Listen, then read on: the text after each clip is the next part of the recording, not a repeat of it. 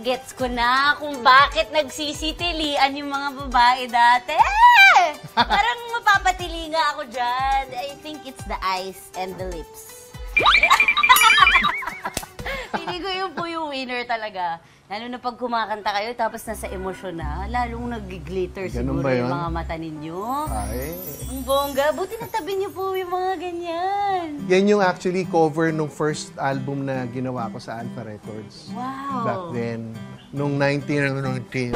Ayaw nang tapusin yung 1990.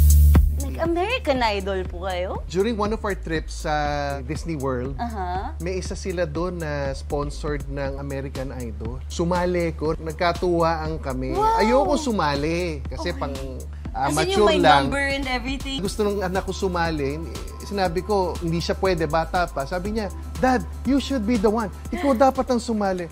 Sabi ko, hindi pwede, professional ako. Sabi sa akin nung pinsan ko, wala namang Pilipino rito. Hindi nila alam. Walang Pilipino rito, sumali ka. So, I used my name, sumali ko.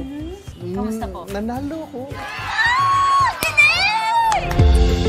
Yan yung Gold Record Award ng first album ko. Diyan kasama yung Hindi Ko Kaya, yung Maaalala Mo Pa Rin.